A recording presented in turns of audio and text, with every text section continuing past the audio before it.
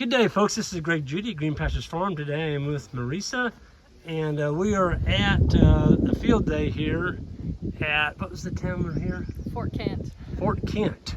And we just got done doing our pasture walk. We did our classroom this morning. And Marisa, would you give us a little talk about your background and what got you into this whole movement? I guess I wasn't raised on a farm, so I don't have any preconceived ideas from my parents. And then got into agriculture and I've had to be quite diverse because I wasn't able to take maybe the traditional route. And so I just kind of sought out different ways. I've never been one to really go along with what everybody else is doing. I kind of like to push the boundaries, but at the same time make sure that it's sound and it works. And right. So yeah, so that's kind of what I guess attracted me first, and then just seeing all the cool success stories. And so that's been the track.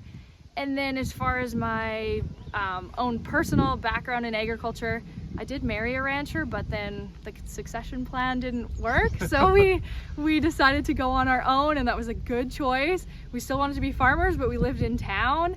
And so then we bought goats because they were a small animal to get into at first. We didn't even own any land. We had relationships with ranchers and we kept them there during the winter, and then we grazed out kind of wherever we could find little spots, got kind of a feel for how those goats grazed. And then I approached our town, asked them if they had any projects, and they said, you know, we were just thinking about getting goats. So then we signed our first contract last summer, we expanded it this year, and so that's kind of the role.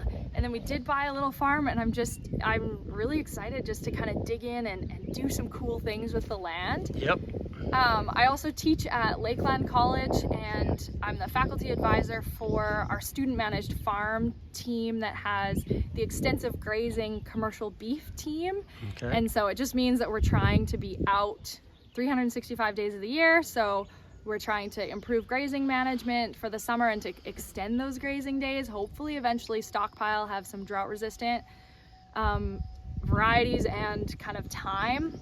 And then we bale graze in the winter as of right now as well. So we're trying to work through some of that stuff. Well, you know what's amazing to me is you work at a university and you're teaching this stuff at a university level. I hold my hat off to you. I think that's awesome. You're actually bringing in the next generation, Marisa. And you were talking earlier about the goats. You started out with a handful, now you're up to like 70? Yeah, they've really multiplied quite quickly because we started with 12, then we bought in a few dolings here and there, but because they have twins and triplets, and if you just keep all your dolings, yeah, they kind of explode a little bit, and so it can be a little bit overwhelming, but yeah, they're super fun that way, and it's a great enterprise to start with. Well, what's your favorite part of the whole thing, this grazing and the animals? If you had to pick out one part of it, what do you enjoy the most? I love turning them into a new pen and watching which plants they go for. Yep. And it seems to change. It's different for the time of year, and it depends. I'm like, oh, there's 13. I know she's my good girl. She's going for the thistle, you know? Yep. And so I think that's probably really fun. And also the work is done because I've already set up the pens. Yeah, yeah. It's awesome, isn't it? Watching your animals eat when you first turn them into a paddock. Yeah. To me, that's my favorite time of the day. People say, but you still go out and move the animals? I'm like, you got to help them. I don't want anybody to rob that from me. Yeah. You know, and that's one of the reasons that I love going out with the animals. So, well, Marisa, I just wanted to thank you for your time with me today. And I just wanted I love sharing stories with other passionate grazers. And you asked probably more questions than anybody in the school. And I'm like, you know what? I got to get this gal on video because not every day do you bounce across somebody like Marisa. So thank you, Marisa.